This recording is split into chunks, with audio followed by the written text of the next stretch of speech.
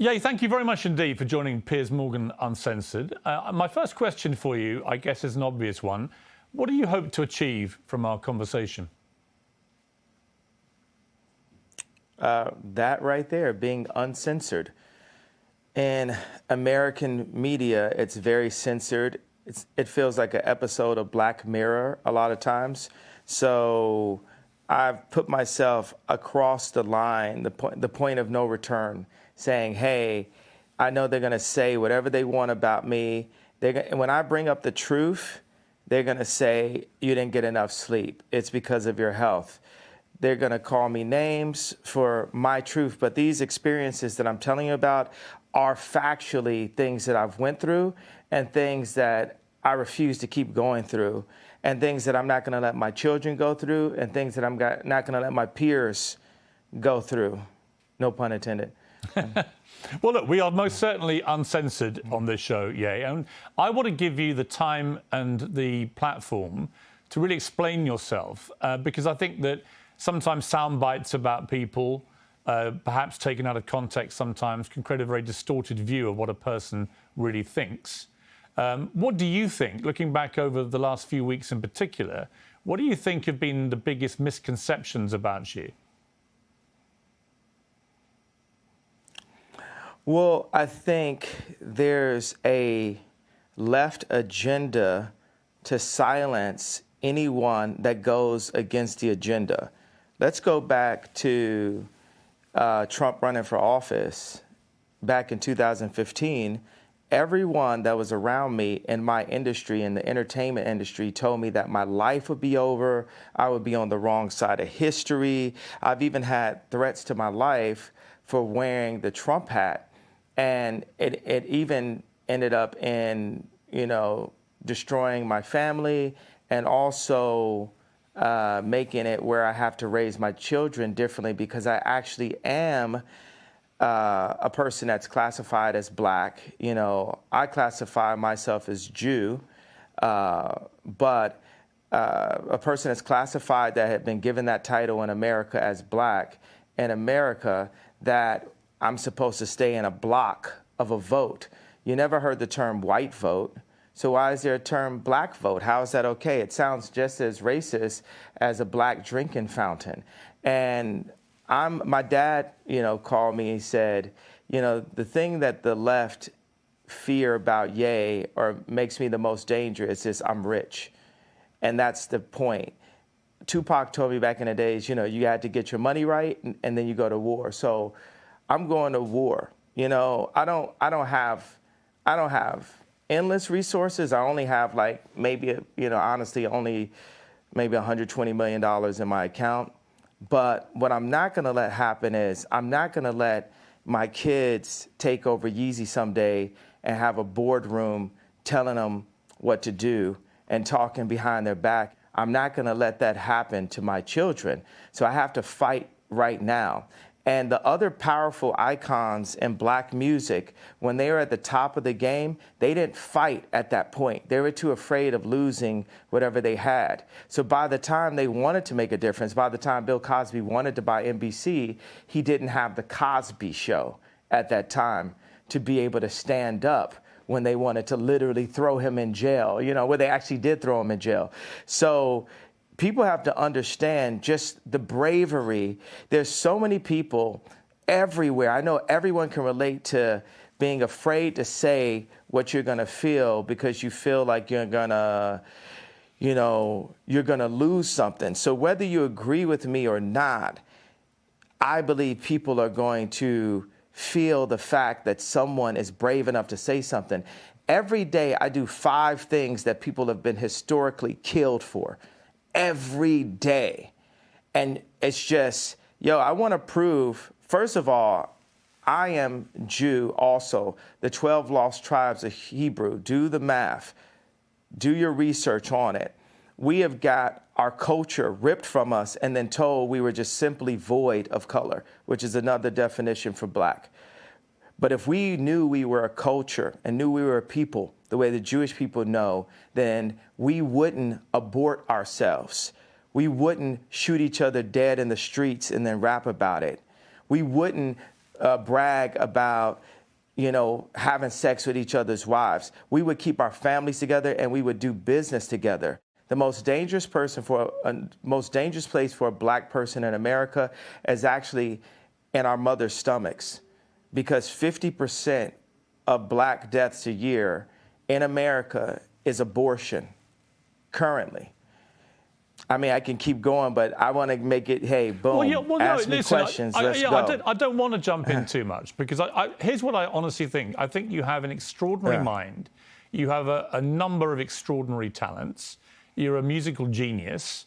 You're a fascinating public figure.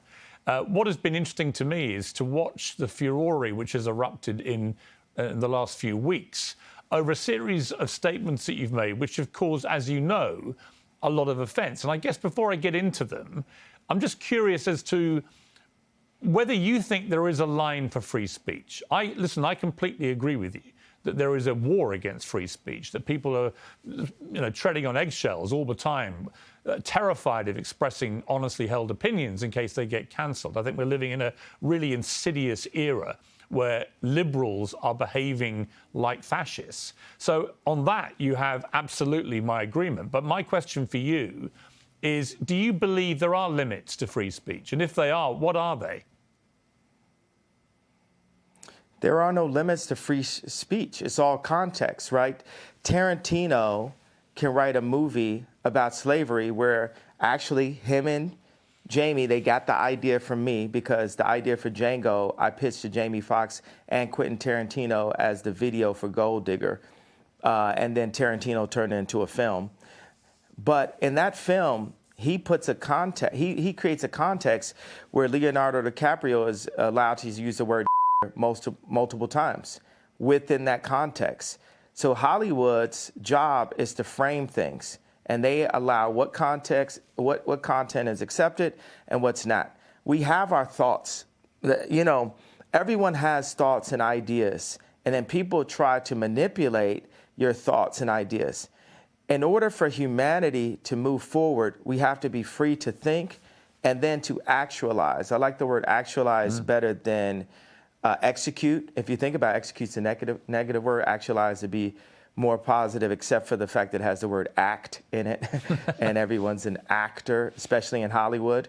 I'm like top 5 writers in human history, so I really get into the power of words, and I feel very akin to Capote, Freud, Nikola Tesla, Da Vinci, Matisse, more Matisse than Picasso, more African cubism than Matisse. So I just do that. I throw out that kind of for the liberals. And that's the funny thing. It's like liberals let me hold you up on that. Me. On Matisse, when you say you're more Matisse than Picasso, as somebody who's a fan of Matisse and Picasso, actually, I spent a lot of time in Saint-Tropez where they all used to paint together. Why do you say Matisse? What is it about Matisse that you feel an affinity with? I feel like Drake is more Picasso and Ye is more Matisse. When we talked about, when me and Drake went to do the show last year for prison reform and to bring awareness to the incarceration of Larry Hoover, I sent him articles about the relationship of Matisse and Picasso and the need for these people. You need to have that. I need to go into the bar and go to Starbucks. That's a form of a modern day bar, right? And just hear Drake's song playing back to back. And Drake needs to go into that same Starbucks just in a different city and see people wearing Yeezys. And it puts us both back into the studio. And, God sets up these almost similar characters, these doppelgangers. It makes me really realize God has a sense of humor. Like, why is John Galliano and Mark Jacobs the exact same human being, just placed in a different place? Or why does God have it where Bernard Arnault cannot purchase Gucci, not even through the Chinese market? God does this to remind us that we are not God. Because when you take people like Elon Musk and Bernard Arnault and Trump or Jack Ma, Putin, you take these people in their own space, in their own environments, you know, we can start to feel like gods on earth, but we are nothing in comparison to God.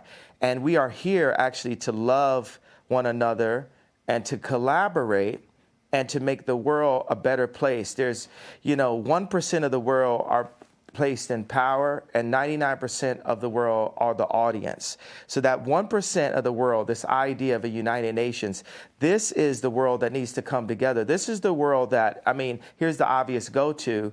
Biden doesn't listen to Elon Musk. The president of the United States does not have meetings with Elon Musk. That is, hey, here, come get me. That's retarded. I know I'm not supposed to say that, Biden, but that's retarded, Biden. And it's, and obviously, because I've been dealing with mental health, all this, I have the right to use whatever words that I like to use. Well, that's interesting. Ask another question. Well, yeah, let me ask you on that. So you just said something very inflammatory about President Biden. It will, as you know, offend a lot of people. Yeah. And it will particularly offend people who work in mental health. You say you should not use a word like retarded. But you say that because you yourself have had mental health issues, that entitles you to use that kind of word as an insult. Now, I would say that's an arguable point. I've had my issue is I've had mental health allegations. So do you believe that you have any form of mental illness? I believe that I suffered from exhaustion. I suffered from being lied to constantly by the people around me. And I believe those things can drive anyone to a point of maximum exhaustion. But I also believe that I'm extremely brilliant and I'm here to make the world a better place. And I'm tired of the left media trying to pick on me. And y'all picked on me enough. And y'all finally touched the person that's not going to take it anymore. And that's part of the reason why I'm on Uncensored, because what they'd like is for me to be quiet. Interesting thing about racism and cancel culture, it's kind of similar, right? Racism works on itself. I can go into the Gucci store at age 18 and I just assume that people think that I'm about to steal, so I buy more things. With cancel culture, when I brought Marilyn Manson on stage with me when he was dealing with allegations, my stepbrother Marilyn was canceling himself. So many people comment on my White Lives Matter t-shirt. There's people who are saying right there in Fashion Week, when are you going home? I'm so afraid. People thought I was going to cancel myself. I'm not going to cancel myself. I'm going to keep on delivering what I feel, because guess what? It's very split opinions, by the way. If I talk to a black person that makes under $1 million a year, they really relate to the George Floyd comments and feel hurt that I would even bring it up and question the approach. They have multiple documentaries on the death of JFK, but we're just supposed to believe this one media outlet version that preyed on our trauma and our pain. And then if I talk to rich black people or white people, Jew or Catholic or atheist, they're really into the Jewish media comment because it affects their business interests. Okay, well, look, and it was really interesting. Let me just pick you up on the two things you've mentioned. The first one is what you said about George Floyd. And the reality of that, it's not a media interpretation of how he died, because the Hennepin County Chief Medical Examiner concluded that Floyd died from cardiopulmonary arrest. His heart stopped, complicated by the way the police restrained him and compressed his neck. Now, he also said there were other contributing conditions. Wait. Well, hang on, let me finish. There were other contributing conditions, narrowed arteries, high blood pressure, and fentanyl intoxication.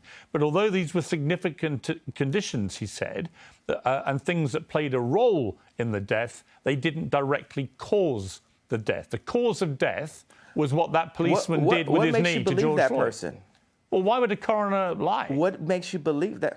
Why would a coroner lie? Because he could get paid to lie. Yeah, because he could get paid to lie. Because yeah, he's talking in the press. I watched it for 8 minutes. The majority of the press. Right, but I watched it for 8 minutes. Now tell me this: have you seen the Candace Owens BLM documentary? I have watched some of that documentary, but here's what I would say to you: when you watch that video of George Floyd, no, it's not a but. It's not. Well, I haven't watched the whole thing. I need you to watch. I know. Okay, I know what you said about. I know Candace. I'm going to finish. La la. It's all right. La. You don't okay, have you to know do what that. Means. That means. I know what it means. La la la means be quiet and let me finish. Right, but you did interrupt my question. So with the BLM. No, I wasn't finished. You're pressing agenda. You haven't seen the whole thing. I don't have an agenda. I just read you what the coroner said.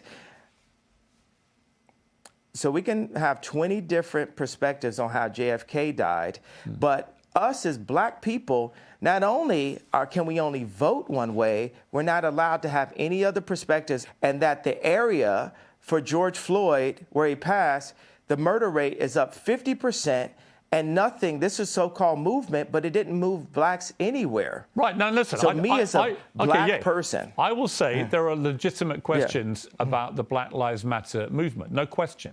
But on the specific point about how George Floyd died, I don't think it's in question about what actually killed him. It was that police officer with his knee on his neck. Well, it is in question. It isn't question. I'm questioning it. Well, you can question it, but what you're questioning is a coroner report. Do you have friends that were killed by police officers? Do you have friends that were locked up? Do you have friends? Do you have people aborting half your race? No. So I am the black person with the black experience that's worth $11 billion and is the most influential person on the planet. And I am questioning it. Okay. I have a right to question it. Absolutely. You can't tell me with your accent that me as an American Jew black person that I cannot question that death and question the means behind that was put on camera. I'm not saying you to can't traumatize. I'm not finished. La la la la means let me finish. Okay. I'm not finished talking. So I cannot. See, because you distract my thoughts and then you try to make me look like a crazy person and you feel you have the right to cut me off. And I've proven you guys don't want it with me. This is like Terminator 20. You've never seen this before. You've never seen this before, so I want no one to play with me. Mm-hmm. I have the right to question because that videotape was used to traumatize my people and force us into the Democratic vote. Hey, George Soros, you're a real competitor. I respect you.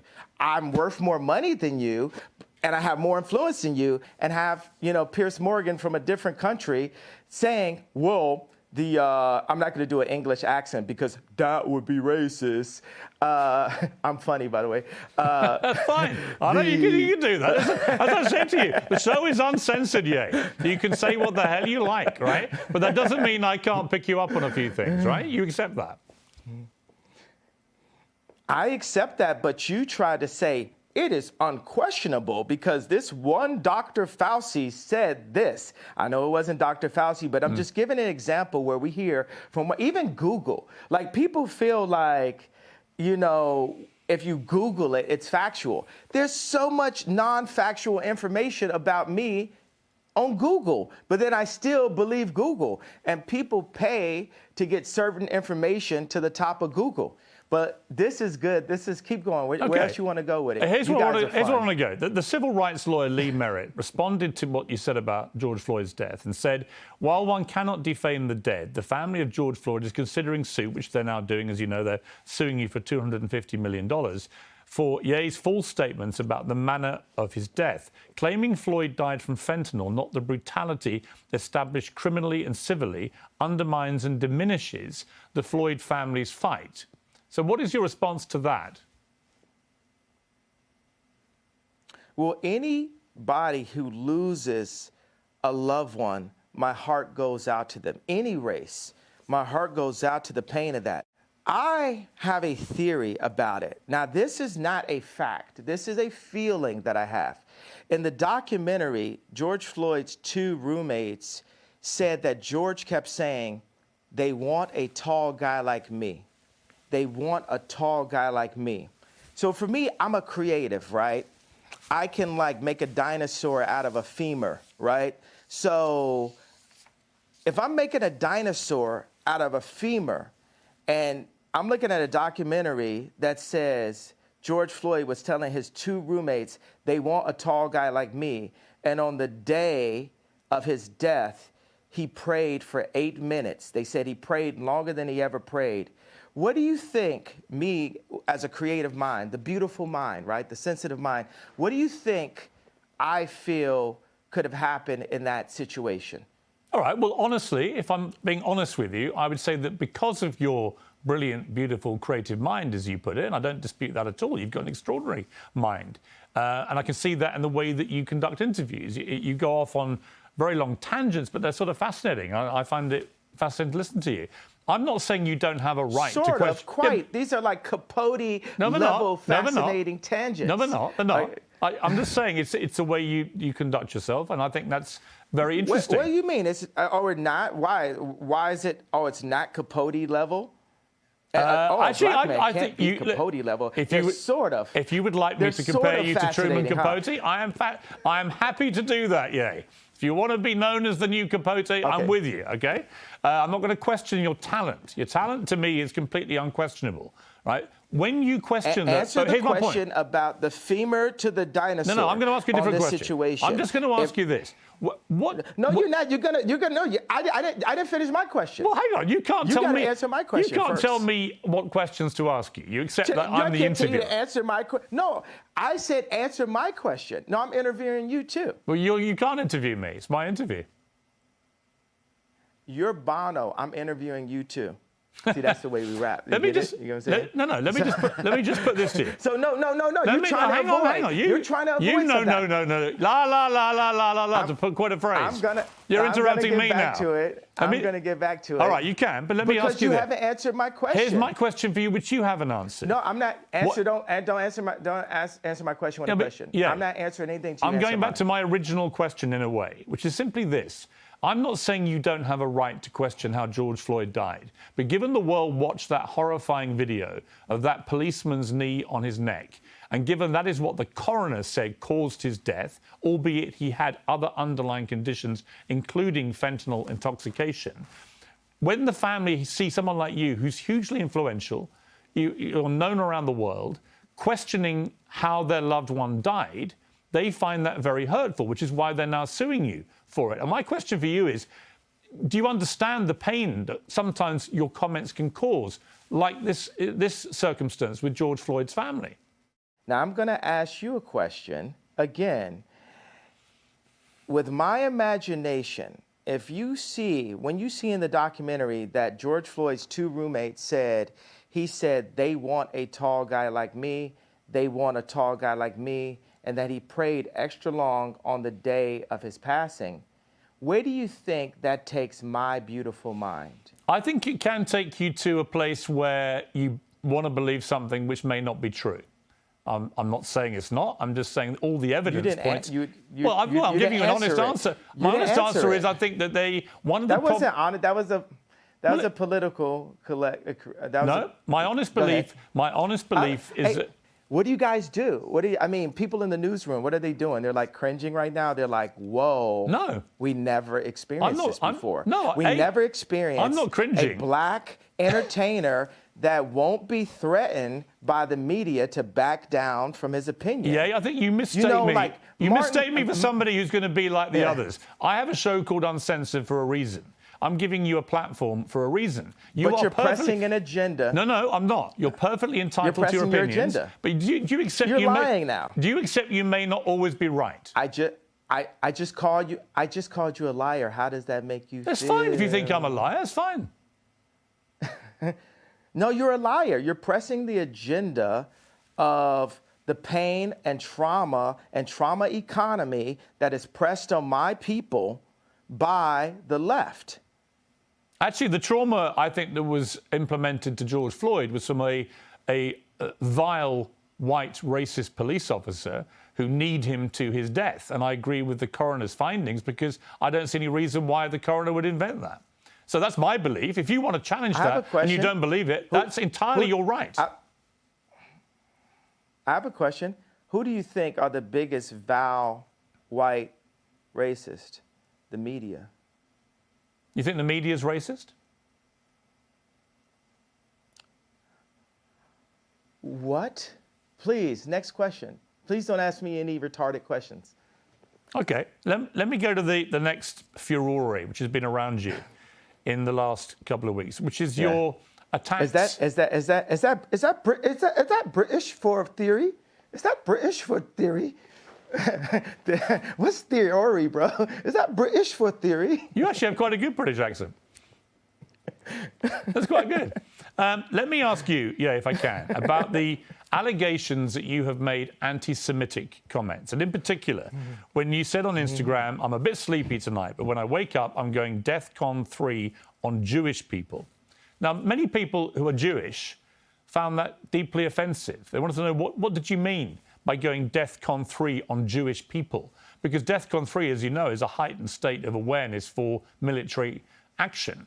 So what did you mean by that? Here's your chance to clarify what you meant by DEFCON 3 on Jewish people.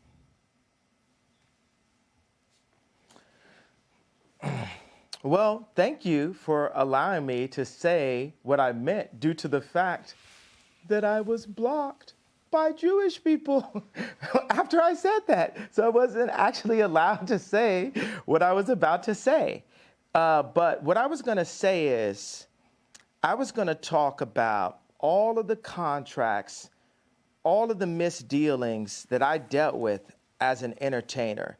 Being that I'm an entertainer, I've been wronged so many times by Jewish businessmen. And the reason why I say people, if a black man is caught in the car with drugs or a gun, and there's 3 other black guys in the car with him, guess what? They're all going to jail. So the reason why I say people is I want those businessmen's wives and fathers, mothers, grandmothers, and kids to ask them, why is Ye so mad at us? Because they're taking money out of my children's mouths and putting it into their children's mouths. I'll give you this parallel and this analogy. If you take, I just talked to Irina Shayk, right? And if you look at a picture of her at age 14, this person is beautiful, like one of the most beautiful people that God has ever created, right? And if any man did her wrong at a young age, she would get to the point where maybe she would actually hate men. You've heard that terminology, right? So I'm at a point where I'm frustrated. I have the right to my anger, and I'm saying that people need to fix it. I'm not going to fix what I feel until what I'm feeling is fixed. Okay, can I respond? You're not just going to shut me up and say... No, I'm not going to shut you up. Can I respond to what you just said? My problem with what you've said, I'll be straight with you, is that if I, as a white man, posted tomorrow on my Instagram, I'm a bit sleepy tonight, but when I wake up, I'm going DEFCON 3 on black people, what would you think? Jew. No, if I said black people, what would you think? If that was what I posted? Well, did you accept that black people... You accepted that black people are Jew? Or I'll come to that in a moment. On the specific, though, if I simply said, in other words, all black people was the implication of what I said, I would get rightly cancelled. I would get rightly vilified and abused. You, I suspect, would be outraged by a white person saying such a thing, because you wouldn't make any distinction about whether I was talking about certain black business people I'd fallen out with or whatever. You would think I was judging an entire populace by the colour of their skin. You are, by saying Jewish people, on Jewish people, you're not saying Jewish businessmen, accountants, whatever, that you've had a problem with. You're basically saying in that statement, all Jewish people, which is why it caused such offence. And I'm curious whether you, even as you wrote those words, understood what Jewish people actually would feel when you said that and didn't make any specific references to any individuals. maybe they would feel how all my people have felt. Maybe they would feel the pain of when a black artist looks up and they've completely been raped by 5 Jewish businessmen. And there's multiple accounts. Why does the fact that they're Jewish have anything to do with it? Maybe they would feel like that. But why would you say it again? It just so happens they are. Well, okay, but why categorize them according to their religious faith, their ethnicity? Why would you do that? Why can't you just describe them as business people that you've dealt with? That's fine, but what you're doing by saying Jewish people, these constant tirades, against Jewish people, many people find why that... Are you calling it a tirade? That sounds like you have it. I think it's a tirade. Where's the tirade? That was a tweet. It was a tweet. It's not just a tweet, and you asked me to explain it. And have you felt my pain yet? You haven't felt my pain. You don't want to feel my pain. Well, no, hang you don't on. hold You don't hold accountability to my pain. You're being a Karen. I'm talking about. I'm not a Karen to the pain. I'm not a Karen, and I'm not going to cancel you, and I'm not going to uncensor you. I'm simply going to challenge you on what you're saying. I think you don't understand the pain that you've been causing with some of these comments, and I think that one in particular, I can understand. Oh my God. God forbid, one comment could cause people to feel any of the pain that my people have went through for years. Even like the blacks being ushered to the left during the civil rights movement. No one has cared about black people. All right. No one is. Let me say, I agree that the racism against black people has been utterly deplorable, shameful, unacceptable. And thank God the world is beginning to move to a better place about the way it has treated black people like you. However, one form of racism doesn't justify... it's almost in a better place. Well, one form of racism doesn't justify another. It's not a better place. I'm not cutting you off. I'm finishing my sentence so you can respond. One form of racism, it is racism when you say I'm going DEFCON for Jewish people. That's racism. No, it's not. It is. I thought you had a platform where I could explain how I felt. You don't care about how I feel. You just want to shut me up. You don't want me to say out loud what my people have been going through. I do. Or do you? I do. I'm very happy to do that. So what have my people have been going through? What led me to that point? My point is... What led me, a person, a successful, influential, extremely attractive person to get to that point?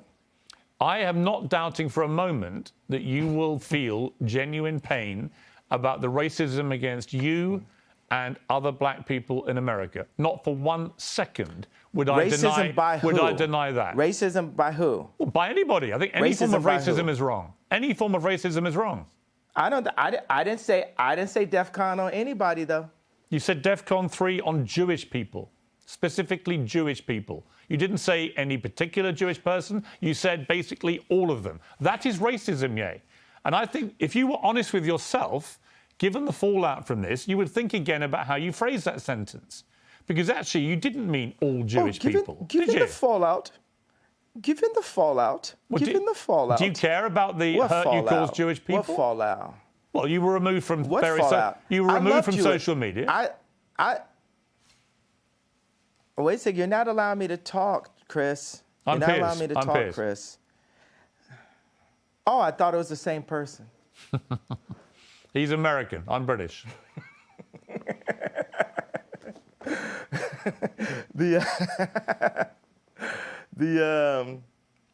So the thing is, I want to bring joy to the world. I'm a composer, right?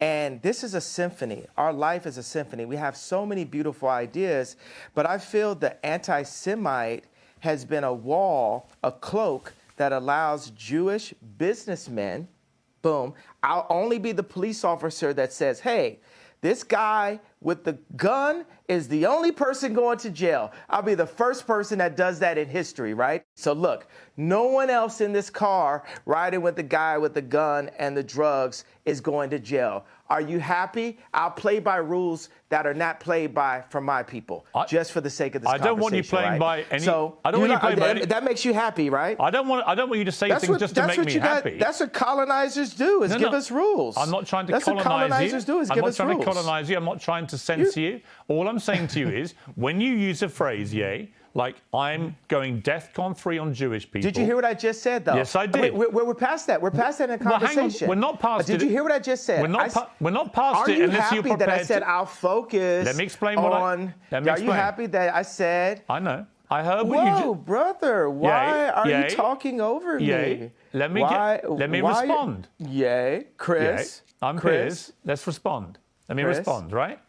I'm simply saying what you've just said is not what you said on your Instagram post, and you know it, right? If you have a problem with particular businessmen who happen to be Jewish, that is a concern for you. And you know it. So you talk about all Jewish people. But brother, what is the point?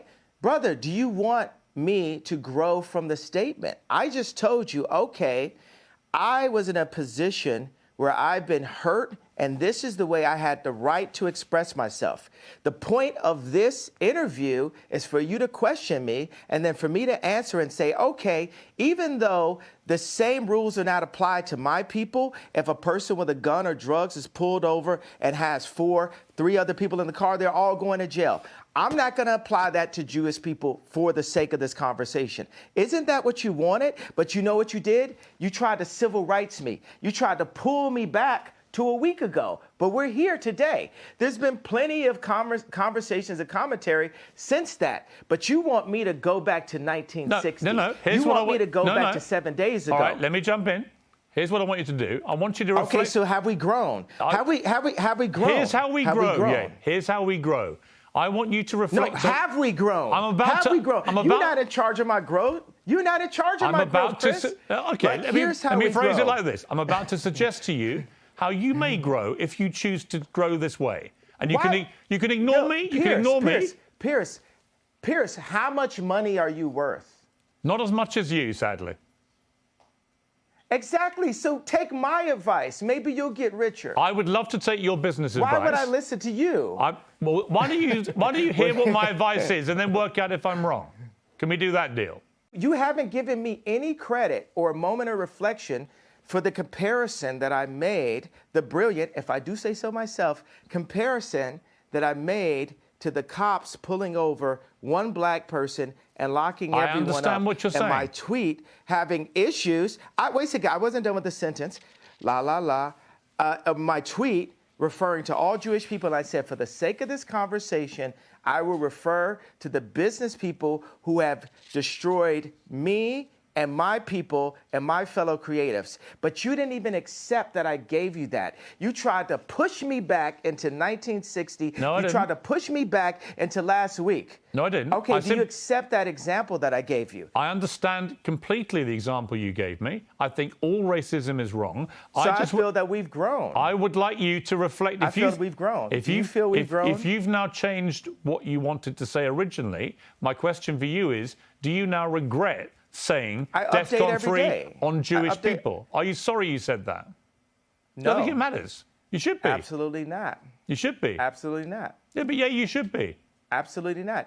Are the people, the Jewish businessmen that led me to that place, are they sorry for the way they've raped my people? I don't know who you're talking about in particular, but I don't know why you keep having to say they're Jewish. And by the way, you wouldn't... What is the fact they're Jewish got to do with anything? Why do you keep doing that? What do you mean? They're the Jewish businessmen that did that because they're business they people. That's what they did. Why do you keep saying Jewish business people?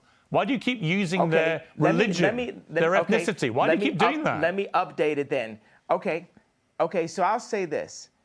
Would I have grown into the box you want me to go on if I say to specify the business people that have raped my people that just so happen to be Jewish? I think by doing what you've just done, I find that I'm not even Jewish and I find that offensive. Why do you keep having to do that? I don't think you get it at all. I don't think you understand the offense you're causing when you keep using their religious background, their ethnicity, as, So as a stick to beat them with. Why would you do that? So what are you more concerned about? Getting the richest black man of all time to kowtow? Because it's not going to happen. I don't want you to kowtow. You can do what the hell you like. You're a billionaire. You can do what the hell you want. I'm just saying to you that I don't think you quite understand when you talk about. Okay, can I finish? It's not multi. You're a multi-billionaire. Okay, well, congratulations. But that doesn't change the fact that when you insult the Jewish people and say you're going DEFCON 3 on the Jewish people, that is as racist as anything you say you've been through and any pain that you've experienced. It's the same thing. Racism is racism. And you know that, I think, don't you? Yeah, obviously. That's why I said it. So you said it knowing it's racist? Yes. I fought fire with fire. Okay. I'm not here to get hosed down. At least that's honest. It's a different type of freedom fighter. That's honest. All right. You were racist because you knew it was racist, but you decided to do that because people have been racist to you. Is that your position? No, I'm not. First of all, I can't. What is the beginning? Read the whole tweet. I'm sure you have it in front of it. Somebody in your office has it. Get him a coffee in the Ye tweet. What do you want to know? The whole tweet? I want you to read it out loud, sir. I'm a bit sleepy tonight, but when I wake up, I'm going DEFCON 3 on Jewish people. The funny thing is I actually can't be anti-Semitic because black people are actually Jew. Also, you guys have toyed with me and tried to blackball anyone who opposes your agenda. That was the exact tweet. I like reading that whole thing. I can't be anti-Semite. I love Jewish people. I work with Jewish people. Yo, watch this. Watch this. Some of my best friends are Jewish. Right. So you know how that sounds. How many times have you heard that statement? Of course. Of course. Wait. Have we ever heard that term before? But the funny thing is, they are. I work with Dove Charney that got kicked out of his company, out of American Apparel. I work with this guy every day. He's like my twin. He's one of my favorite people in the planet. And we work through that and we talk through it. And he says, "Yay, why are you so mad?" And I'm like, this is why I'm mad. This contract right here, what's gonna happen before I'm done, we're gonna open up all of the music industry contracts, all of the publishing deals, all of the athlete deals, all of the acting deals, all of the mortgages, all of the deals. But that's fine. But yeah, that's all fine. Business people who we went at. That's all fine. You can do all. But of it course has you to can start do that. somewhere. Of course you can do all that. And when you do that, it has to start somewhere. I hope you won't be judged as a black business person doing it all the time. That people don't phrase it all the time by the color of your skin, but by your business acumen. Isn't that what you would like? Isn't that what equality actually means? Of course I'll be judged by that, because when people come into power, people get judged. You know what I'm saying? Like, there's nobody that gets judged more than a straight white male. The straight white male has the least amount of a platform to even speak. A straight white male can't say, "My wife hurt me today," because people will say, "Well, you're hurting women." A straight white male can't say, "Hey, a black employee didn't come in to work on time," because then people will say, "You're racist." A straight white male can't speak on a homosexual person because they'll say you're homophobic. And so I empathize with the position of the straight white male. And part of the reason why I empathize with that position is because I know that I'm headed to that position. And what position that is? Top power position. Okay. That's the top power position where you get all the rocks thrown.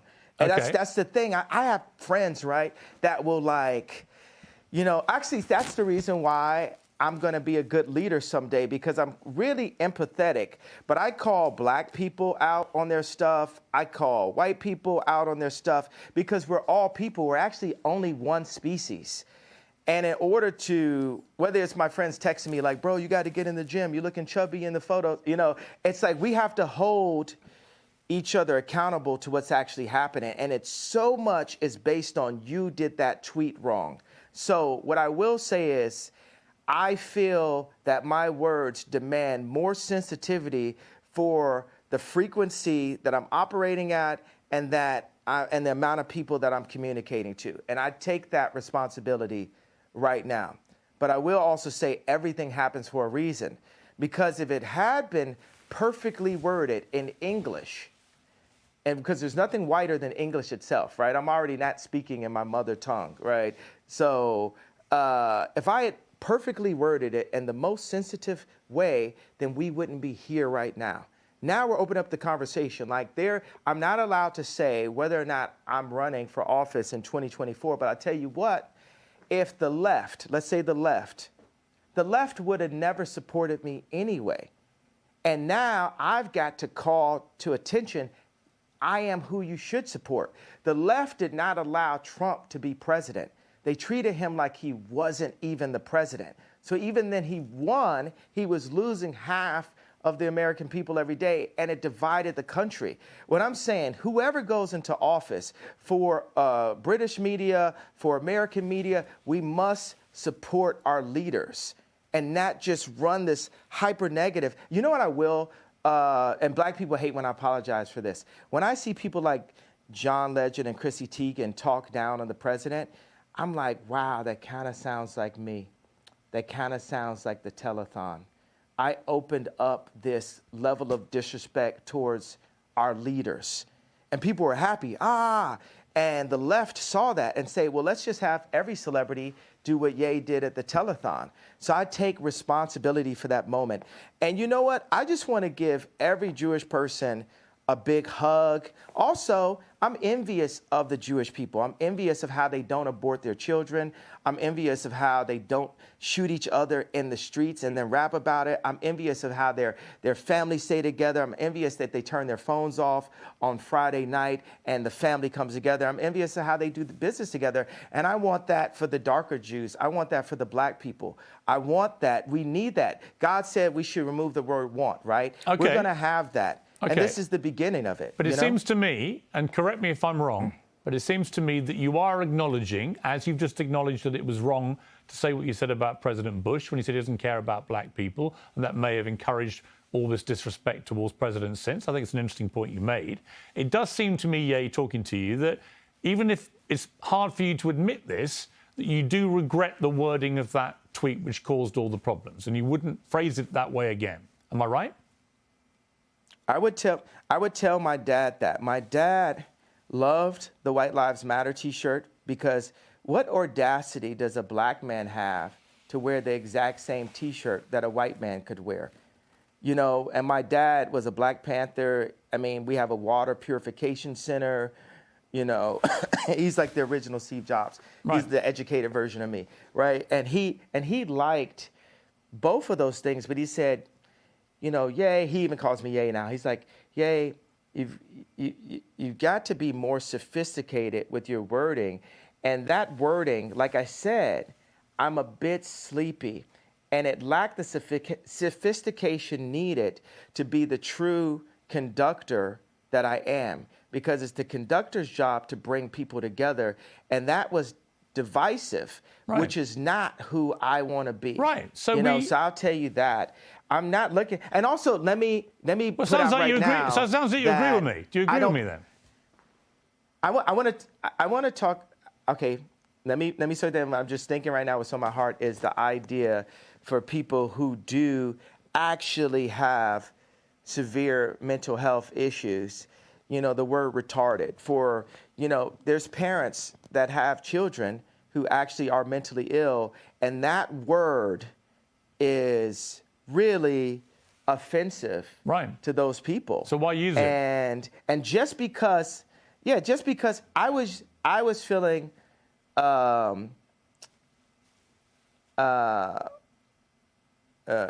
a couple reasons. Because people call me retarded. They treat me like I'm retarded. And so I embrace it. It's like you call somebody a so much, they say, I'm. You call somebody a bitch so much, they say, I'm a bitch. You call somebody a retarded so much, you say, I'm retarded. Like, I was exhausted, and I embraced the idea of having a serious mental health issue. But Noah also, but Moses was basically on speed when he was doing what he did. Let me ask you, by the way, look, out of interest, yeah, how much sleep do you get a night? I'm not here to talk about how much sleep I get. I don't owe you that. You've literally just been talking about how much sleep do you get a night? I had about 5.5 hours last night, actually. Not very much. But you're the one that's raised this issue. And I probably had the same. Right. My question is only I probably because had the same, but it's only because you've been talking about you don't believe you have a mental illness. You think it's lack of sleep. So I think it's an obvious question to ask, well, how much sleep do you get? Are you constantly sleep deprived? Is that one of the reasons, perhaps sometimes, as you say, you feel sleepy and you shoot from the hip verbally and you say stuff that maybe when you're rested, you wouldn't say it the same way? Would that be fair? Tell me what's... Okay, no, it's not fair, because what's more important, the pain and the truth of what I'm talking about and what led me to that tweet, or the tweet itself? I think both can be true. Because the problem you have is, I think you've acknowledged. You have one tweet. I think you've acknowledged that the wording of the tweet was offensive. Years. Yes, I understand, but you know the damage it caused, and I understand that was offensive. And I think that you have accepted. The damage you probably shouldn't have phrased it that way. You as a white person are so stuck on the idea that what I said was offensive, which is a very caring approach. You're not sticking on the fact. You have not unpacked what happened with those contracts. I've said that, but you didn't ask me another question about it. That means there's an agenda. Absolutely not. Inside of your platform. I have repeatedly said to you that I'm sure I do not disbelieve that you've had contract business issues with various managers, accountants, and so on. My argument is that when you do it, me or other me's. I'm sure many other artists in the music business. Yeah, of course. You know why you're sure? Because you don't care to do the research because it doesn't affect you. No, it's because you said. Have you done any research? No. Yeah, let me explain to you. I'm not doubting what you're saying. You don't care. I do care. You don't care about me. You don't care about my people. I care about me. I care about my people. So it's for me to stand up. And God forbid I step on someone's toes while I'm at it. It's not someone's toes. You stepped on the entire Jewish people's toes with a very deeply inflammatory tweet, which I think you've now accepted. You shouldn't have phrased that way. It's taken a bit of time to get there, but I think you have accepted that, right? Have you accepted that you've put no effort into understanding how I got there? I don't think, honestly, 10 years from now, honestly, I don't think there is any... You're going to apologize to me about this interview. I'm not. You're going to apologize to me about this interview within the next 10 years. No, I'm not, because here's the thing. Mark my words. I don't doubt you've had... It's very one-sided. No, it's not. It's very white-sided. Oh, come on, It's very one-sided. It's very like... It's not white-sided. I'm not doubting you've had business issues. I'm saying the way to respond to that is not to go public to millions of people and say you're going DEFCON 3 on Jewish people. Millions of people. Right. Millions of people have had DEFCON 3 on their contracts. Right. You didn't say that. You didn't say that. And said, millions of people. Well, I opened it up. Now I didn't, but now I'm saying it now. Okay. So now what I think you should say, I think you should say to the Jewish people, I'm sorry for the offensive language I used in that tweet. I wouldn't do that again. This is what I really meant. I think people would respect you if you said that. I don't know why you can't just say that. You know when I'll say it? When I sit down with the people who write out the contracts for the NBA and for the NFL and for professional music and for acting contracts. We need to go to the top lawyers, the top execs, the owners of the stadiums, the owners of the football teams, and the owners of the record labels. And we're going to put them all in one room. And we're going to read let's go top 10 in each one of these categories, right? Let's read Michael B. Jordan's contract. Why would any of that? Hey, bro, I ain't finished. I ain't finished my sentence. Nothing you're saying has anything to do with regret. Hey, boy. Don't call me boy. Don't finish. I told you. Oh, don't treat me like a boy then. I'm going to finish my sentence of my idea. Nothing you're saying has got anything to do with the tweet. Cool.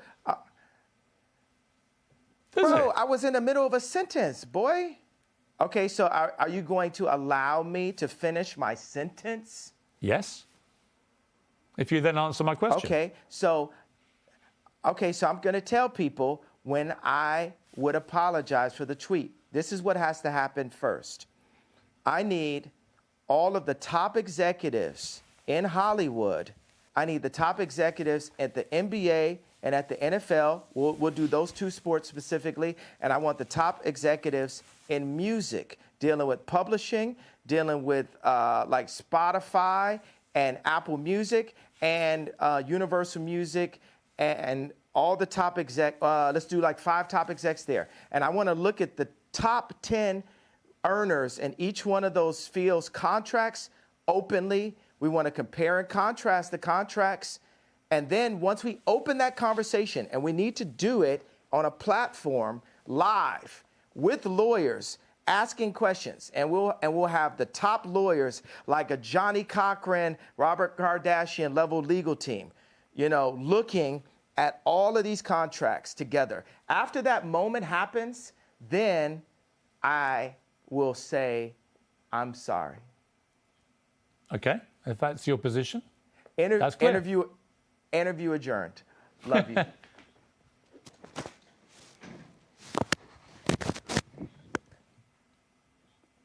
Okay, that's the end of the interview.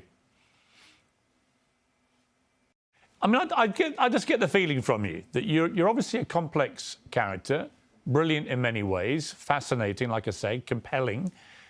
You have a huge appeal to millions of people around the world.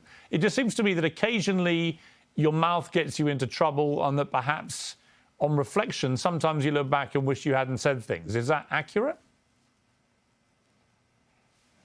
Nah, not really. Because the things I say are on behalf of God. Like, it's not always godly because I'm a man, but God is definitely using me. You're Catholic faith? I am, What's yes. your background? I am What's your Catholic. religious? Catholic, yeah. Well, we're working for God here. And it's just like with black people now with entertainment, we're coming into wealth, but all the other, black people with anywhere near my amount of wealth would never cross the lines of, taboos inside of the media that I would, that actually we used to in rap. All these words, we used to say these, so it's all these like words that are being removed from our vocabulary, words that evoke emotion. Don't you feel like the salt is being taken out of our food? Look at Dune. The people who control the salt controlled all the money. And people are trying to control the salt, and it's salt in our language. That's why I will not apologize for having a bit of salt in my words. I will say, hey, this can be improved on, but it's like, hey, look, I'm an update. You're looking at the God's iPhone 100. We are God's iPhone, right? If you think about it, we're his favorite creation. We were made in his image, and we need updates.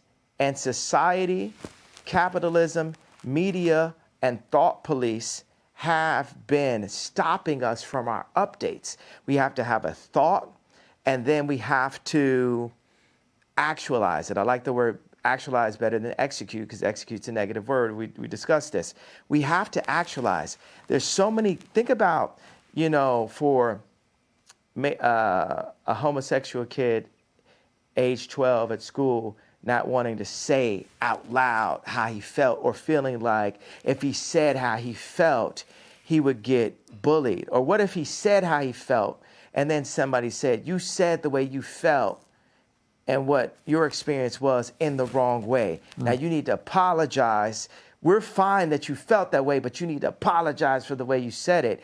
But just having the courage to do it in the first place would be, that's the thing that needs to be given credit. Like, yeah, you know what? We'll say in these past 2 weeks, I made a big splash. Because the first time you dive in the deep end, you're not going to look like an Olympic swimmer.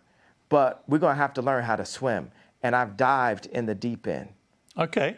I think I understand what you're saying.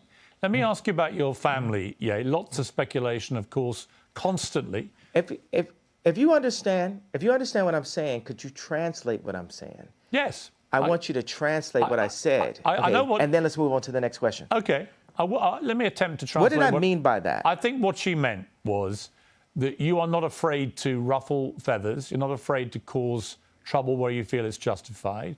You're not afraid to call people out who you think deserve to be called out.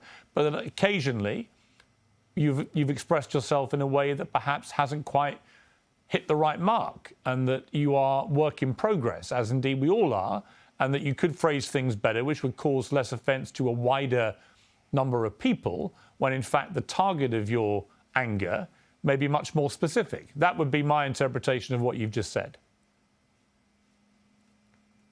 Do you think that we can move forward as a civilization without there being any offense? Because one person's truth can be the other person's lie.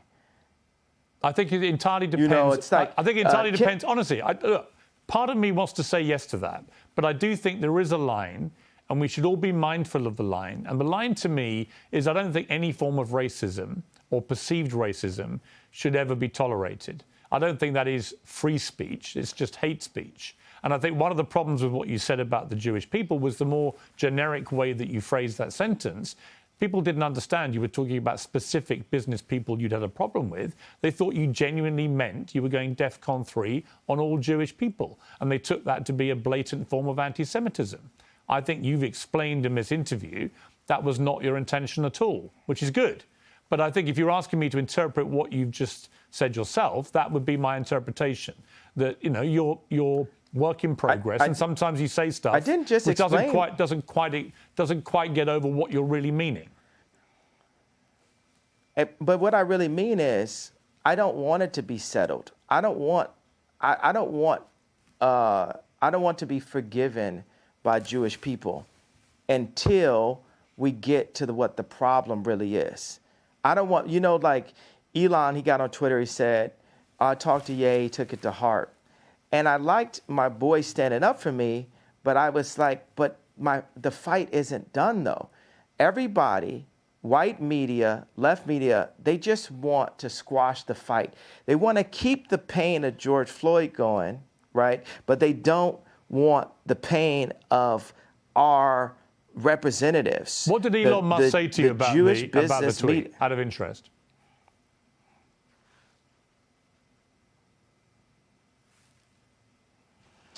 It's vague to me right now. I don't want to misquote him.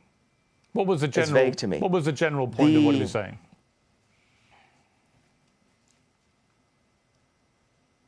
It's vague to me.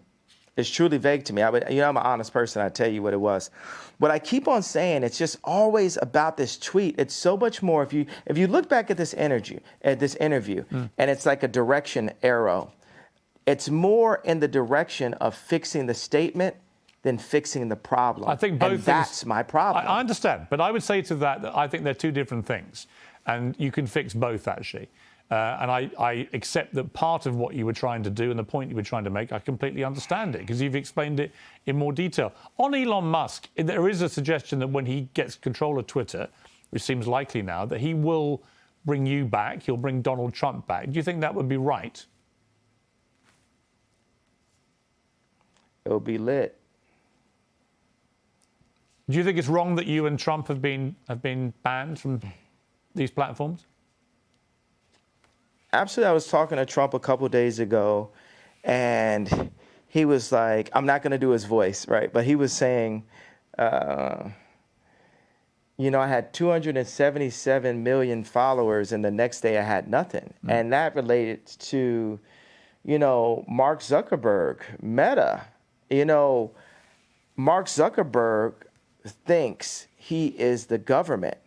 These tech companies feel they're more powerful than the U.S. government, to the point of actually kicking the actual president of the United States off of an American social media platform. This is the world we live in.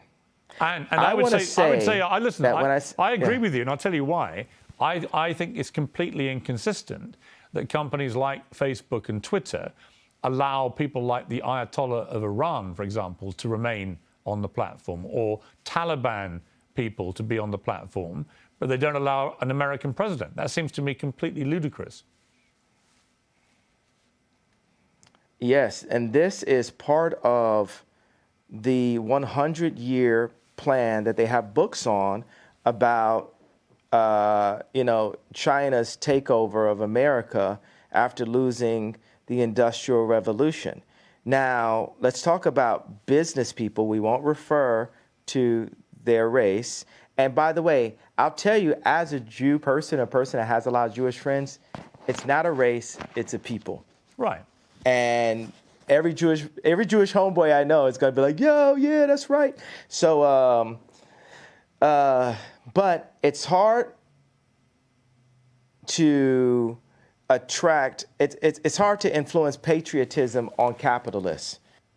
And it's a responsibility for us as Americans to retake our power in media, to retake our power in our schools, to retake our power in our farms, to retake our power in our medicine, in our hospitals, to revitalize the country, because America invented rock and roll at the end of the day.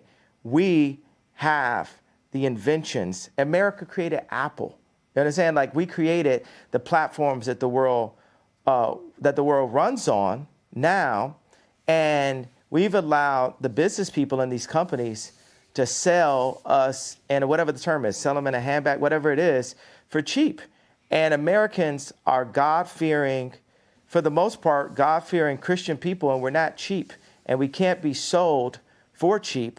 And we're here to stand up and say, you got to honor who we are, our families. You got to honor our God, Jesus Christ. So, next subject. Can I ask you something? Let me ask you something else. Yeah, I want to ask you about your family. Yeah. Because you mentioned families there. A lot of stuff has been written about you and your family. A lot of it fueled by you, by Kim, by others. Where are things now with your family? What is your relationship like with Kim, with your kids?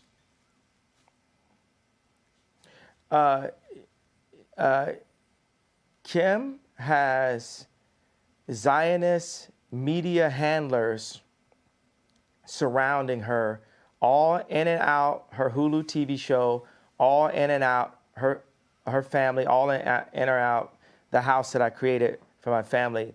But God is alive, the devil is a defeated foe, and Kim is a Christian woman, and she's not here just to have content up on adult channels. She's not here just to have that last Interview magazine cover. If you look at the two Interview magazine covers, look at the one when I was there and look at the one when I'm not there. And that's the reason why this Tuskegee experiment of such that's happened to the black community, where they took the fathers out of the home and the leaders out of the community and have torn apart the community. Now they've seen that's worked, and they're doing that to America. They're attempting, they're trying. I mean, that the Interview magazine yeah. cover you're talking about, I think, is the one where she was basically semi-naked in front of the American flag. And I thought that was pretty distasteful, actually. It was about the American dream, and I thought, well, if that's the American dream, we're all screwed. I mean, in America. And I agree with that. And I didn't feel the platform to voice my opinion, because I wanna. It's always like, hey, this is your kid's mother. But it's time where the leaders, like, I'm still the priest of that home, Chris. I'm still the priest of that home. They want to make it this matriarch society, all that, and But I am the priest of this home, and God is alive. I am the living Robert Kardashian, and I'm going to stand up for what God would want as a Christian. And then people say as a Christian, oh, you're not supposed to curse. You're not supposed to have righteous indignation. But I do. Christians had swords also. Christians got guns, I tell you that. So. But do you talk to Kim? I mean, there have been reports, that you and Kim don't really talk at the moment. She's distancing herself from you because of the stuff you've been saying must get in controversy. Is that true? I mean, John Legend is distancing himself from me and buying more Christmas sweaters in the middle of spring also. So I'm not saying that, they're making the right decisions. She's being influenced. But I guarantee you what's not finna happen, we not finna see her in one of them John Legend Christmas sweaters no time soon. But do you talk to her? Are you still in touch with each other? Wait a second, don't you think it's like funny to like make a joke out of stuff sometimes? Don't you think like God has a sense of humor? Of course. But watch this. God, when I got married, I bought this house. I did this tour, and spent all the money I had on this house to like surprise Kim and give her this house that she wanted, that Lisa Marie Presley used to own. And then I got the house, and then I put all this money into renovation. And then there goes the neighborhood. Drake moves down the street 5 blocks. And that's when I knew God was funny. But watch, this is where God is even funnier. Here goes like Louis C.K. Part 2 level, because Louis C.K. is the funniest man alive. Uncancel him now, right? So and he was funnier before he's canceled, because all he would do is type of jokes that you'd get canceled on, right? So I got an office outside of Crenshaw, like in an opportunity zone. And this office, 57,000 square foot office, is the one that Tucker Carlson came to visit me at. And I look out the window, and whose office is being built, a brand new one? The Skims office. It's like, who's writing this stuff? You know what I'm saying? Like, God is funny. So that's the thing. We always got to be like, we got to be funny. We got to have a sense of humor, like, But yeah, let me ask you. There's a lot. Yeah. But are you sad that you're getting divorced? Are you sad the relationship came to an end?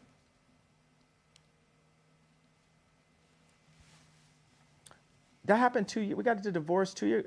Yeah. Yeah. We're Are you Piers, actually? We've been got divorced. What are you talking? Yeah. I mean, let me rephrase that. Are you sad that you're no longer together? That you're divorced? We'll always be together. She dresses exactly like me. What do you mean? Like, my kids are me. There's no person that she'll ever get with that will influence her more than God, and then her priest on earth, which is me. Whether it's the Skims clothing line, the designers, the architects, all those people. You got the Clintons, the left, utilizing what we built together to try to use her as an influence for the black culture and the word culture in general for the next elections. They need those 300 million followers from Kylie and Kim on their side going into their election, as they push trauma culture to the black people again, as they claim any of my questions of business dealings to be anti-Semitic comments, and push, Kim to, as a billionaire mother of a lawyer and a mother of 4 Jew black children, to do covers like Interview. And that's what happens when they take the dads out the home. And that's what they've been doing in the hood. They take the fathers and the leaders out of the homes. And if we keep on allowing this to happen, and we don't have some level of a decency clause inside of our media on what everyone sees. Like, when I was young and I would go to the video store, if I wanted to go into the adult section, it was a curtain. It was a person sitting there watching, making sure that kids didn't go in. If the kids went into that section, there was a video camera, and they would you'd be escorted out of that section. Now that section is forced through TikTok.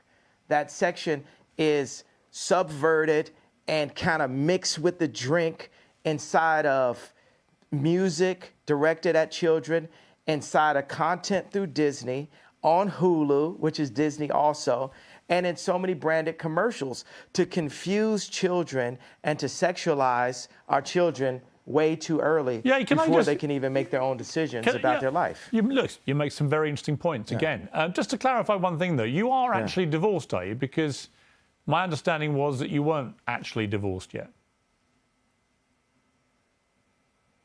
I ask God the same question some mornings.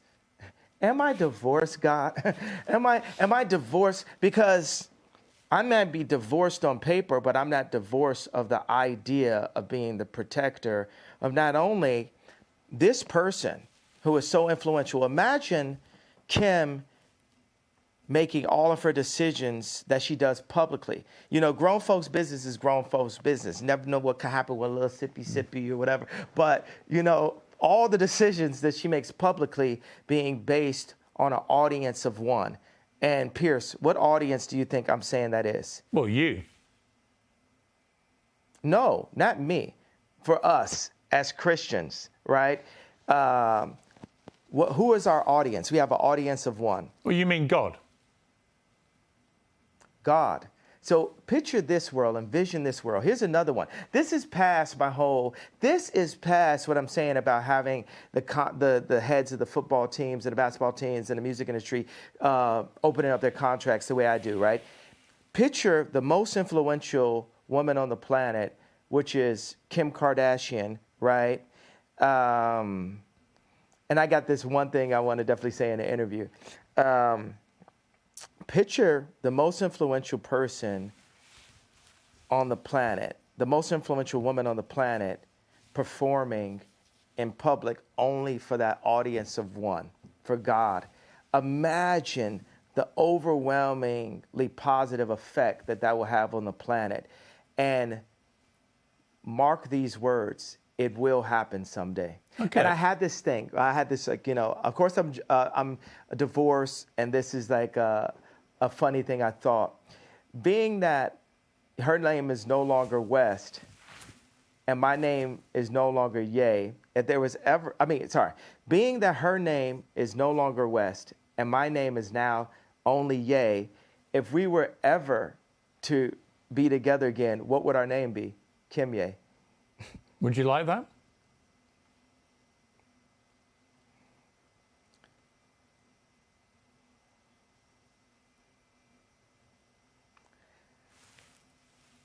Everything is up to God, and God has proven to me many times that it's not about what I want or what I would like.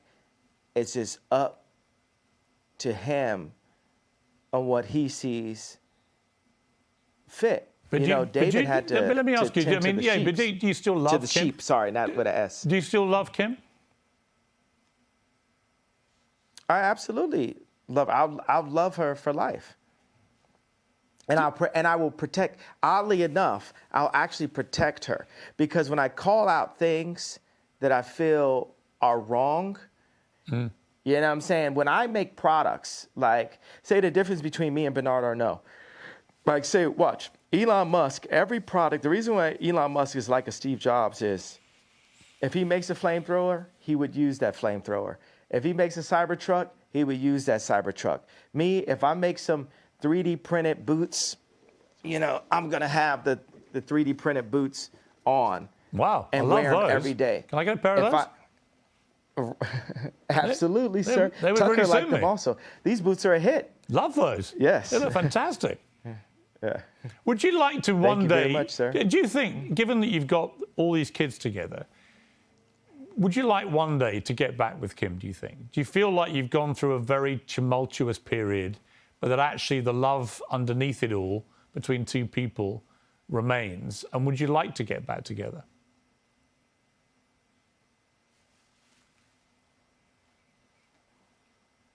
Those thirst traps still be fire. Is that Do a you yes? understand what I said? Do you understand that language I think right there? so. I think That so. You better explain it. Explain it to me. What do you think those thirst traps still be fire means? Can you explain that to me? Well, with my Piers? rather Explain creative British what mind, those thirst traps still be fire. I would imagine it With your means that creative, brilliant British man. I would imagine it means you still fancy your ex-wife. Is that right? I would prefer to not be put on this. I would prefer to not be put on the spot on these kind of questions. What I could say is, God is alive, and He places people. He placed David in. God had David tend to the sheep, knowing that one day He would prepare him to fight Goliath. Mm-hmm. So I believe that day of me fighting Goliath has been this past 2 weeks. The media is Goliath. And there would be no chance of having a civilization or a civil democracy in America without me challenging the media 2 years out from the election. Because this thing that I'm challenging may be setting myself up to one day be able to be president, or it's maybe for the other president. But regardless, we have to have some decency in America as the thought leaders in the content that we put out. But and that's how but on God that point, is using me yeah, now. on that point, Yeah. you keep talking about the media as if somehow it's the media that's created all this furore in the last 2 weeks. But you have said other things which, in my opinion, the media couldn't ignore. You know, you suggested in your interview with Tucker Carlson that Gap, for example, the clothing wear company, had prior knowledge of the Uvalde shooting, which is obviously completely insane. Why would you say that? And then why would you be surprised if the media then react to it? They're bound to. What I'm saying is that was worded, that might have been worded in a way that the media could take in the wrong way. But I thought it was really interesting the amount of people at Gap. We had a release that was happening, and the amount of people at Gap that were rallying around this as a media moment, if they didn't know about that, where there's theories, you can't say that the theories about 9/11 are completely insane. Actually, that's just the person I am. I'm that kind of person. Well, look, you're perfectly entitled to have theories. I think most of them are completely insane. But on this specific one, on Uvalde, you even suggested that Matthew McConaughey. You even suggested that Matthew McConaughey may have. It was all a bit weird that he was speaking so early about it, when in fact he came from Uvalde and spoke very passionately after this atrocity. So I think people read these comments and are like, "What are you talking about?" No, okay, so I'm not, what I'm saying is I definitely feel there was a major media push around that to create trauma and fear culture, because the amount of people, and this is not to be in any way, I care about people who have passed away and have lost loved ones. 20 kids were shot dead in a classroom. Okay. 20 children were shot dead at school. So let me explain. No one in the media is putting any sort of trauma into that. That is the trauma. Okay, Piers, how often does that happen in my hometown? Well, the 20 kids are killed in school in one mass shooting. As far as I'm aware, it's never happened in your hometown, has it? Yeah, it does. Not in one mass shooting. Are killed in Chicago. I didn't finish. Okay. Let's not do this again. Okay.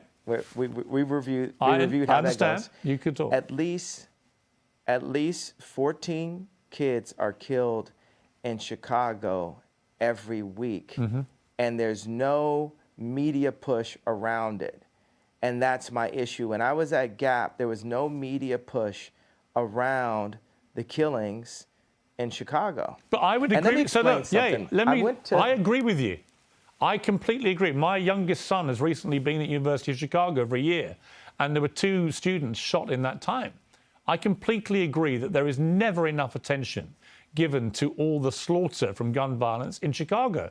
Completely agree with you. What I can't agree with is any suggestion by you that anyone at Gap or Matthew McConaughey or anybody else had any prior knowledge of what happened at Uvalde. Of course they didn't. What I'm saying is, I'm not saying they did, but with the amount of attention that went, understand, I was jealous, once again. You feel me? I'm jealous that so much attention went in this direction, but doesn't go into the direction of Chicago when the same amount of people. That's what you should say. I'm not finished. Yeah, but it comes down to the way you phrase these things. Bro, hey, I just said it. Yes. Like I just said, you're not always going to say the things the right way, but at least I have the bravery to open the conversation. Your first sentence isn't your last sentence. My first rap that I told wasn't my last rap that I told. And now that's the whole point. It's said. Once it's said, accept that it was said. I am the iPhone 20, right? I'm growing. I'm a hybrid. I'm updating. Okay. I'm constantly updating, and that's what we're supposed to do. You can't drag me back, because you enjoy that, right? When you bring it up, I'm saying, hey, this is what I'm saying. I felt, this. Think about this. Have you ever heard the term premeditated murder? Yes. I feel I feel like the George Floyd was a premeditated murder. That's my feeling based off of, and we never got to that in the beginning, but that's my feeling based off of the information I saw in the documentary. I think it was a premeditated that it was murder a in the sense that premeditated I agree, but not for the reason you think. I think it was premeditated in the sense that that policeman didn't give a damn about George Floyd's life, stuck his knee on his neck for 8 minutes and killed him. So but I know we don't agree about that. I don't want to go back over that. I want to ask you. I want to ask you, about something different. I think the policeman was involved with it too, but not in the way that you think about it. Right. I think he was involved in a different way. I think we'll have to. I think he was also part. I think he was also part of the setup. Okay.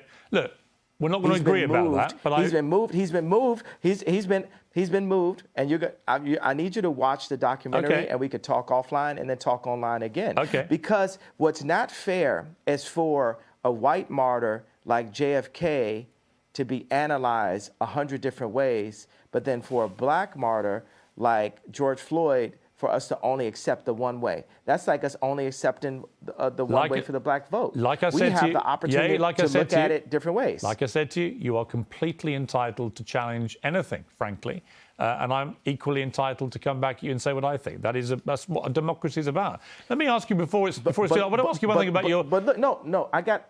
Okay. I don't want to keep going back to that same issue. The disparagement right there. Yeah. But look at the disparagement, because I still had an idea. I don't like the word point. I had an idea that you didn't embrace right there. The martyr, JFK, we analyzed his death 100 different ways, right? But with George Floyd, he died that way. And then it's white people telling super brilliant, successful black people, you have the right. It's literally like on some Black Lives Matter, like your life matters, like, oh, your idea matters. But then shut up and we're not going to go back to it. No, we're going to unfold it. I need you to watch that documentary, and I want us to talk line by line. I want to do, because look, I think that we're a good conversation. And now within the next 2 years, we need to talk a lot of times, right? I would love to do that. This kind of thing. Honestly, we should unpack. Listen, let me say to you, I've wanted to interview you for years. Yeah. I genuinely mean it when I say I think you're one of the most brilliant, talented people that I've seen in the public sphere. And you have a lot of fascinating ideas, and you're incredibly creative, and you're completely entitled to your views. But I'm entitled to mine, and I think we've had some really interesting exchanges, actually. I want to just talk to you quickly before we finish about your kids and about you as a father. What kind of kids do you want them to be? What kind of values do you want to instill in your children? I want my kids to finish their education. I know that my album was called The College Dropout, but when I look at the way, just like you said, your kids are in the University of Chicago, we need the education. That's another thing to be jealous about. The Muslims have the Quran, right? And Jewish people also have their holy books, but they have the education. And once we have the education, and we have the strong black minds, we need to pull them together. There hasn't been end-to-end black-owned communities since Black Wall Street or since the gentrification of Harlem. Like I have this tech company called STEM, right, that had the most successful launch in tech history with 80,000 STEM players as far as a first launch, right?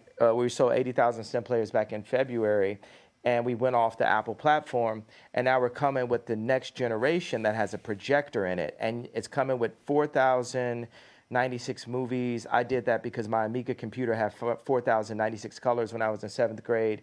And also you can download films without having to use an Apple product. So I called this guy, and we're working on finishing up elements of the deal. And he's using emotional bullying, and like his shoulders are down, you could tell on the call. And he says, well, because of your comments, we're not going to be able to hire people. It's the people that we need. And I said, well, how many people do we have working for us? He said 60, and we have 40 part-time. I said, well, how many Jewish people do we have? He said, well, I don't know. We have some. And I said, well, do we have black people working for it? He said, yeah. I said, how many? He said, 2. And I said, you're telling me we can't find 60 black engineers? Well, yeah. And see, that's where that comment that got me into so much trouble forced me to look at myself as the richest black man since Mansa Musa, right? With multiple tech companies. And where am I kicking the tires inside of my own company to ensure that I'm hiring my people? Because Chinese people hire Chinese people, and Jewish people hire Jewish people, and Catholics hire Catholics, right? But with blacks, we'll give our company to Bernard Arnault. We'll give our company to Mark Zuckerberg. We'll give our company away. And it would almost come off as anti-Semitic if I hadn't crossed that gun line so far to say, hey, I have to go and ensure that I'm hiring the brightest black minds to my black-owned tech company. You know, Kamala is our never again. We're never gonna just hand something over just because we like the way this person looks and we have the emotional connection because she was a Delta and my mom was a Delta. She got 96% of the black female vote. You would have thought Drake was running, and we haven't seen her really honestly since. And I want to say something about the left. The left, you guys got to sit with me. Your current administration that these guys put up, they shit the pot on this one.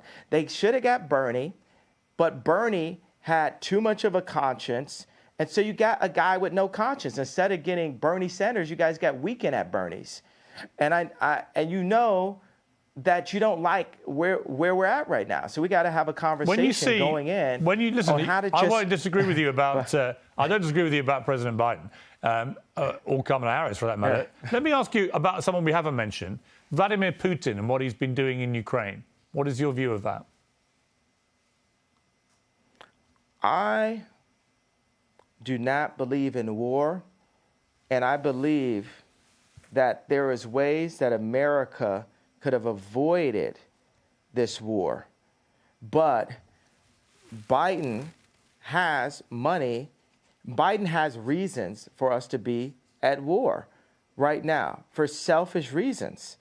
And what I would like to do, without giving you too much information, I would like to speak with my political advisors to give you the exact information. I'm not going to, hey, watch this one, Piers. I'm not going to shoot from the hip on this one, especially talking about war and things as sensitive as Ukraine and the Russian war. No, we already got that, the RETARD comment earlier that maybe we could work on that I feel like is going to be massively offensive, and I really do. Now that one, I do apologize to people that I offended earlier in the interview on that comment. Maybe we could look at scrubbing that if we deem. Well, actually, like to. I would say this: it's an uncensored interview. You said something which you've now wished you hadn't said, and you've apologized. I actually think that says a lot about you. Right? That shows you've got that ability to be self-aware, to understand when you cross a line. I think someone like you, with all your energy and creativity and your passion, you're going to say stuff. The way that you talk constantly and in such an extraordinary manner, you're going to trip up. You're going to say things the wrong way.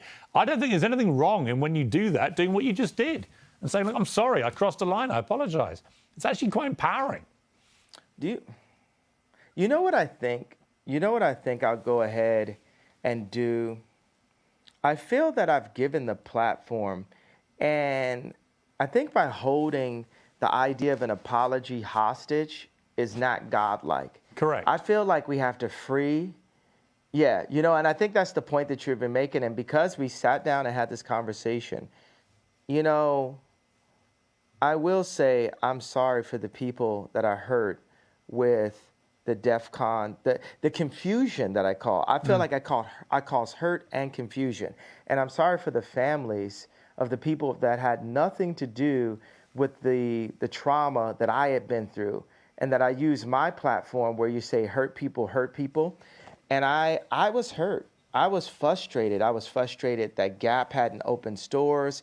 I was frustrated that I spent time with a gentleman who I love him, his wife, his kids, David Simon, and to open stores, and then he called Bob Martin at Gap and said, I'm not going to open the stores. And I've just been frustrated. I just want to open my Whittle stores. And I want to say that it's wrong to hold an apology hostage. And I got to let go of that and free myself of the trauma and say, look, I'm just going to give it all up to God right now and say to those families that are hurt, I really want to give you guys a big hug. And I want to, I say, I'm sorry for hurting you with my comments. And I want to word it in not in like a political way, but in a presidential way, which means what I knew a president to be when I was growing up, in a sincere way. You know how people give those kind of, I want to give an apology, and you're like, but did you? You know what I'm saying? Yeah. Like, no, it has to be, I want to go to every person's grandmother and grandfather and every person's son and daughter, aunt and uncle, and give them a hug and say, you know what? I've been hurt, and I do want you to talk to your boys. I do want you to talk to the people that are in power, the people who do own the black voice, the people who do own the vote, which a lot of Jewish business people do. And I want to be able to sit at the table with the contracts. I want my people to sit at the table with the contracts. I do want all of this, but I'm not going to hold my apology hostage till I get that. I'm going to start by taking accountability for my actions and the lack of sophistication in my wording. Like I said, I was sleepy, and it was taken in a way that I didn't mean to be taken. It definitely caused some attention. But I don't want the conversation to go away just because I came to you guys and said, I understand how I hurt you, and I'm sorry for the pain that I've caused and the confusion that I caused. Now, that is said, right? But I don't want the conversation to go away, that we are still in a place where these contracts are still up. My people are still getting screwed. This has to be opened up.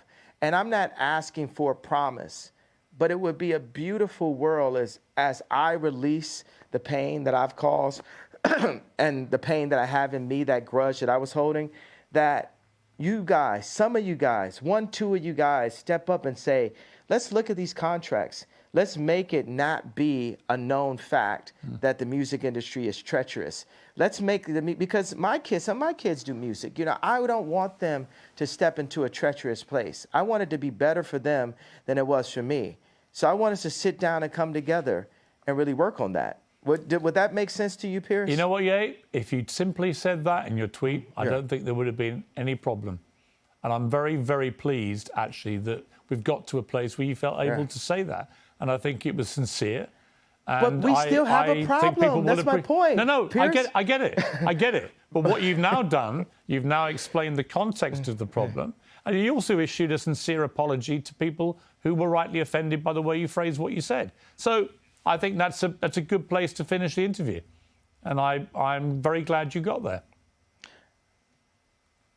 Okay, but it's not finished. I understand. The idea is not finished. I understand. That there's still a problem. I understand. No one's going to be in any doubt there's a problem. And by the way, I'm sure there is. I'm sure that a lot of the contracts in the music business are rigged against people like artists like yourself. I'm sure of it. I mean, it's always been the case from Elvis onwards. So I get Piers, it.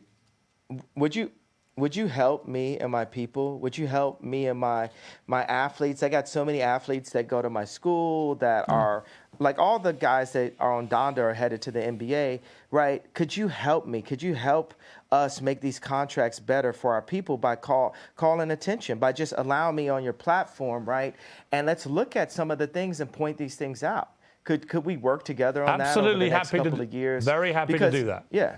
Very happy to do that. I think we should talk more often. All right. It's taken a long time to get here. I've thoroughly enjoyed our conversation. It's been 2 hours. It's been free rolling. It's been occasionally challenging. But we've got to a place where I think is a good place. And I've really enjoyed it. So thank you very much indeed, Ye, for sparing me the time. Yeah. You know I'm going to feel like I lost my stone I was holding. Yeah. Yeah. But I had to give it up to God. You know what I'm saying? Like, yes. You know, you're gonna be bragging. You're gonna be bragging at dinner tonight, like, "Yo, I talked to Ye. No one could do it. No one could do it. I did it." And you know, I'm giving you this, and I'm gonna pray that you, as a fellow believer in Christ, will help me to expose all the wrong that's still currently happening to my people, specifically in the entertainment industry, because Honestly, an entertainer. I'm very just happy. To start with. I'm very happy to hold anyone to account who is behaving improperly. Honestly, and I'm absolutely certain that that entertainment business is riddled with people who try it on and exploit people. And I would be very happy to help you to expose that. But for now, I've got to leave it. Yay, we've had 2 hours. It's been remarkable. Thank you very much for your time. Peace.